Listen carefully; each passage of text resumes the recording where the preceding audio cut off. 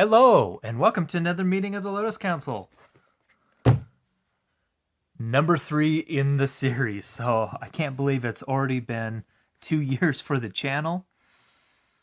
One of the first videos that we did was, the 2020 Challenger deck. And then we did the 2021 last year. So let's open it up and look at these. So Wizards is advertising this as the best way to learn to play. Well, let's view it with a critical lens. Although I can tell you with the face cards, those are decent cards to get.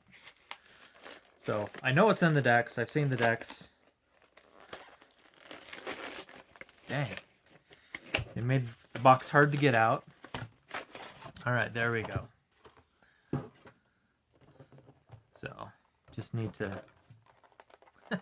separate. Oh my goodness, these are really hard to get out. Okay, so it does come with that handy little play guide. So if you're learning, that's a good place to start.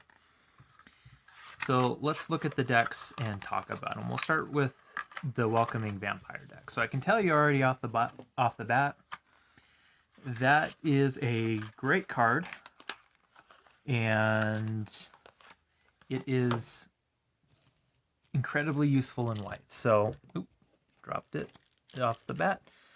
So it is a 2/3 with flying for 2 and white. Whenever one or more creatures with power 2 or less enter the battlefield under your control, draw a card. But it only triggers once per turn. So hopefully this deck has a lot of stuff that's power 2 or less. Otherwise that is just kind of pointless. Okay, so we got an Extraction Specialist. It's a 3/2 with lifelink. And when it enters the battlefield, return target creature with mana value 2 or less from your graveyard to the battlefield. And it can attack or block as long as you've got this. Okay. Dream Shackle Geist. This one's actually kind of fun. Gets played a little bit in Spirit. So for 2 blue and 1, it's a 3/1 flying. And at the beginning of combat of your turn, you can tap a creature, or target creature doesn't untap during its controller's next untap step. Then it's got Hullbreaker Horror. At one point, this was a super spicy card and would have been worth more than the whole kit cost. Well, reprints and it being included in Challenger decks, and now this has dropped it down to around $3 or $4.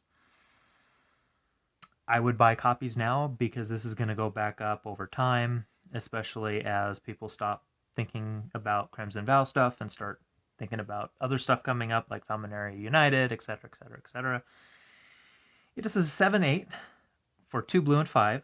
It has flash, can't be countered, and whenever you cast a spell, choose up to 1. Return target spell you don't control to its owner's hand. Return target non-land permanent to its owner's hand. So basically,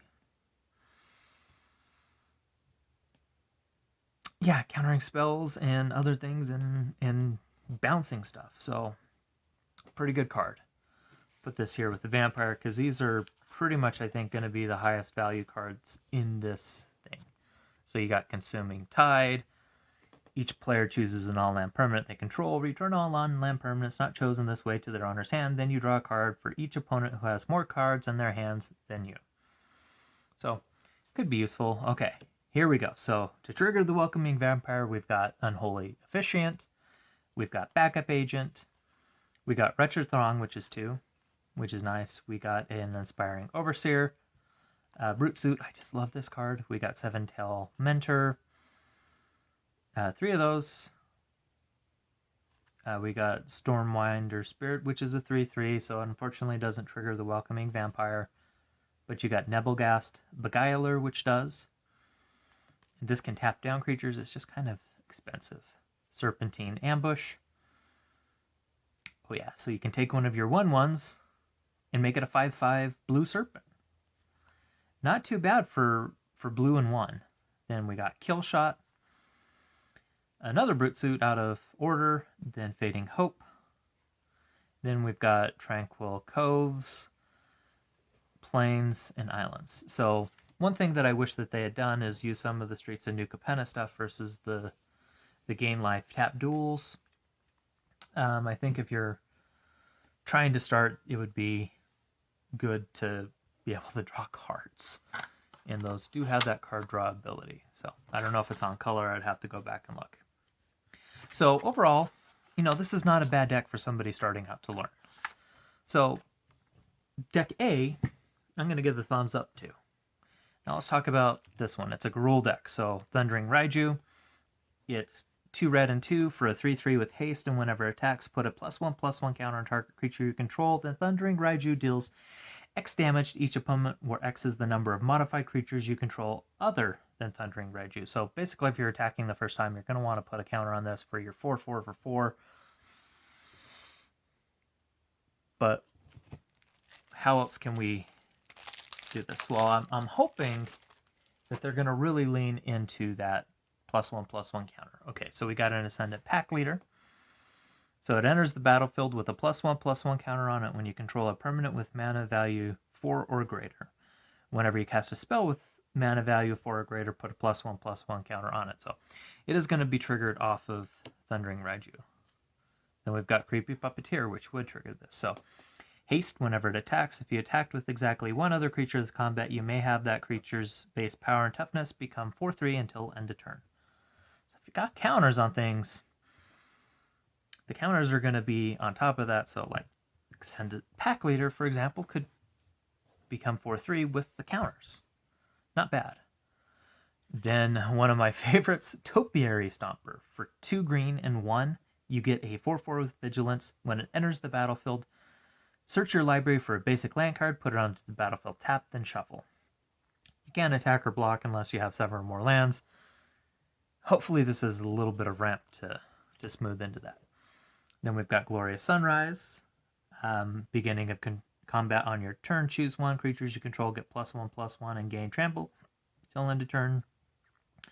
Target land gains tap, add 3 green until end of turn. Draw a card if you control a creature with power 3 or greater. You gain 3 life. So that's not too terrible. Gives you some choices. Now let's look at the supporting cast. Okay, so we got a Voldaren Stinger. It's 1 red for a 1/1. It has first strike as long as it's attacking, and for 2 in red, you can give it +2/+0 till end of turn.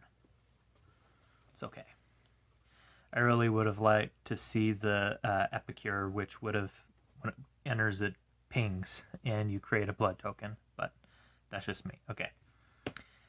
Timberland Guide is, when it enters, put a +1/+1 counter on target creature. It's a 1/1. Okay, so we'll put these here. Lambolt Harrier, you can make target creature so it can't block. Another Timberland Guide out of order. 2 more Lambolt Harriers out of order. Then we got 3 High-Rise Sawjack. It's a true 3 of reach, and whenever it blocks a creature with flying, it gets +2/+0 till end of turn, so somewhat useful. Okay, Spore Crawler, when it dies, draw a card. Then you have Mounted Dread Knight. It's a 5/4 for 4 and 1 with trample, and it enters with a +1/+1 counter if an opponent lost life this turn.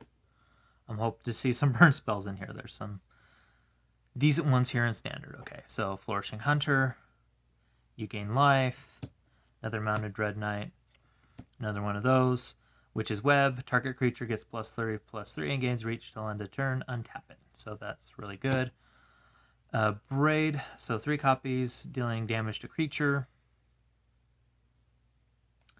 Or destroy artifact. That's always useful. These are just kind of mixed in. So Burn the Accursed. It deals 5 damage to target creature and 2 damage to that creature's controller. If that creature would die this turn, exile it instead. So I don't know why they did that one instead of play with fire. So as far as counters go, there's really just Ascendant Pack Leader in these 4 commons. We got the gain lands and then forests and other stuff, but I mean, a Braid is a really decent removal. So yeah, Burn the Accursed, I would swap that out for any other burn spell in standard that hits an opponent. It's just too expensive. And you don't have enough ramp with only 1 Topiary Stomper to really go anywhere. If they had a playset of this Topiary Stomper, that would be different. Witch's Web is decent. You can do without that. Spore Crawler. There's better ways to draw cards. I'm going to say High Rise Sawjack. Yeah, that's decent for this. These,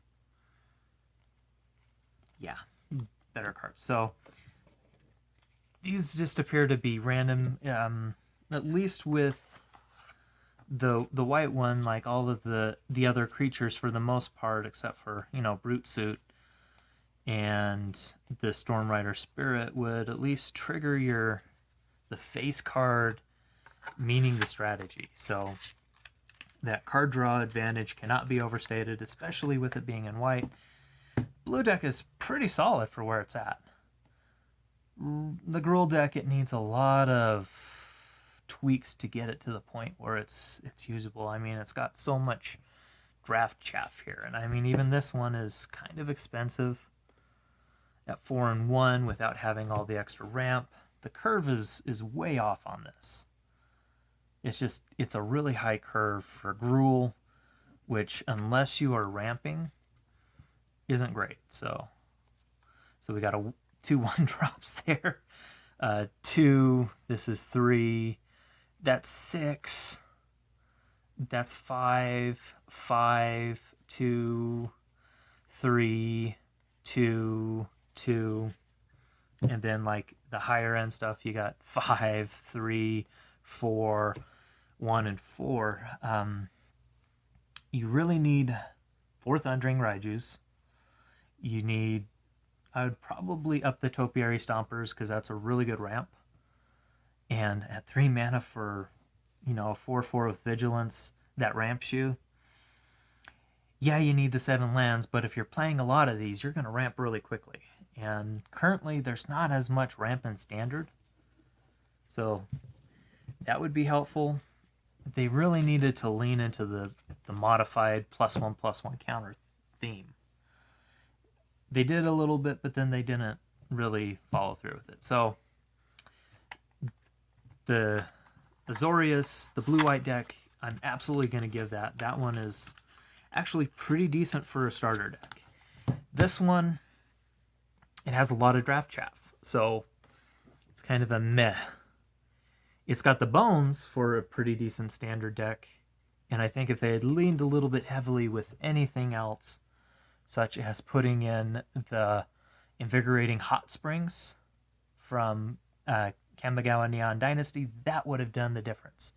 Because then it wouldn't matter if you have those creatures that don't get +1/+1 counters. You can put a +1/+1 counter on it.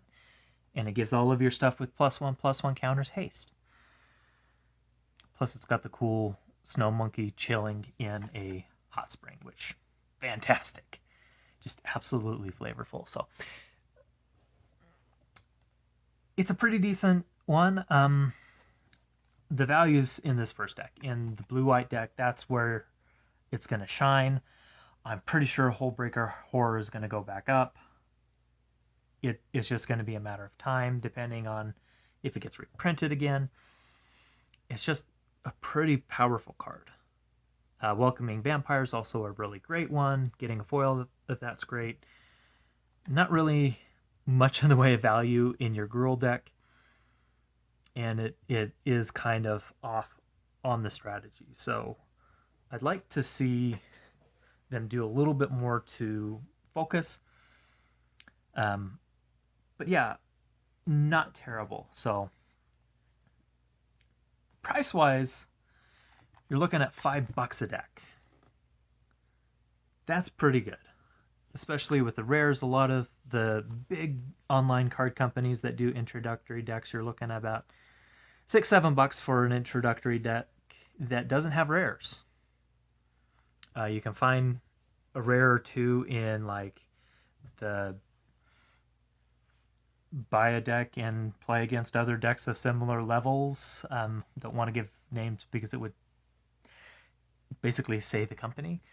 Those are not terrible. They're good places to start if you're not sure about building decks. This is a good place to start as far as getting the ball rolling. $10 can be a little bit. I checked the price on the 2021 and it's coming in around $7-8. So it will drop a little bit here in the near future. It's not that one wasn't terrible either. It kind of suffered the same problem as the Gruul, having kind of off strategies. The 2021 was fantastic and I didn't open it, but the 2019 was also really, really good. That one, if I'm remembering right, had a Galta as well as a Gideon on the front. I think it was Gideon. Might have been an Angel. It had Gideon on the artwork for the box, but really, really, really good one. So it kind of bounces around. Sometimes it really hits. Sometimes it's kind of unfocused. But the good news is for like less than $1, you can make this deck work. For maybe $5-6, you could really make this deck work well. Play with Fire should have been in here. Unfortunately, that one is spiking in price, but it's a really great card. Basically, it's a better than shock. If you do 2 damage to any target, if you're dealing that damage to a player, you get to scry 1. So, yeah, strictly better shock. So, we won't have Lightning Bolt in Standard again, unfortunately. It's just too powerful, I think, because it clears most everything. But the Play with Fire is a pretty decent alternative. So, anyway, we want to thank you for joining us today. Hopefully this was an enjoyable video for you. If you're on the lookout for cards, go check out our friends over at Geekified. You can find them at geekifiedoiowa.com. And we want to thank you for spending time with us. If you want to know when we're doing the next video, go ahead and subscribe, hit that bell notification, and join us on our Discord, which you should do because we do all sorts of fun stuff. We're trying to develop plans. It is our second year being a channel, so we're excited about that. We're going to have some exciting announcements very, very soon about stuff. Trying to do some fun stuff here as we go forward. We really enjoy doing this, and it's a great time for us. So, well, thank you for joining us today. We hope to see you next time, but regardless, we hope you have a fantastic day today. So that's all we have, and the meeting is now adjourned.